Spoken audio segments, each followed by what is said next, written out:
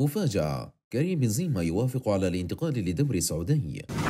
أهلا ومرحبا بكم متابعي قناة ستار سبورت. قبل أن نبدأ نشرتنا نرجو منكم الاشتراك بالقناة والإعجاب بالفيديو وتفعيل زر الجرس حتى تصلكم أخبار كرة القدم أولا بأول. وقبل أن نبدأ في التفاصيل، ما رأيك بفكرة ترحيل كريم بنزيما عن الفريق الملكي؟ شاركونا بالتعليقات.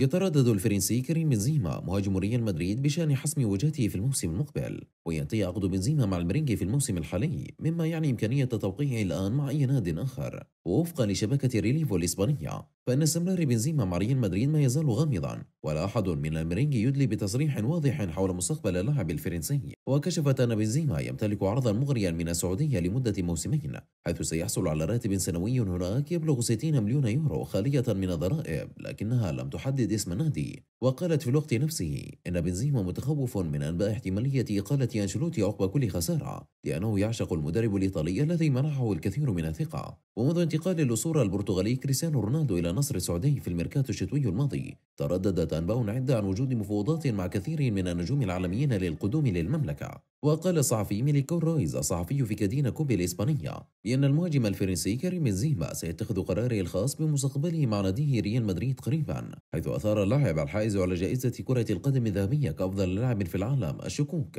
لأن عقده ينتهي بنهاية الموسم، وفي الوقت الحالي لم يجدد بعد ولم تجرى أي مفاوضات مع مجلس الإدارة. وقبل أسابيع قليلة كان المهاجم الفرنسي متردد للغاية عندما سئل عن إمكانية تمديد عقده، فرد بشكل التالي: لا أعرف كم من الوقت سأبقى هنا، لكنني أستمتع كل يوم في ريال مدريد، ولكن تجديد قضية أخرى، فأنت لا تعرف أبدا ما يمكن أن يحدث في كرة القدم. وسلط العديد من الصحفيين ذوي المصادر الجيدة في مدريد الضوء على الأمر، مؤكدين بأن بنزيما سيمدد لمدة عام آخر على الأقل. وقال الصحفي ميليكو رويز في حديثه الليلة الماضية بأن كريم بنزيما لا يتعين عليه الانتظار حتى يعرض عليه مجلس الإدارة سنة أخرى في عقده.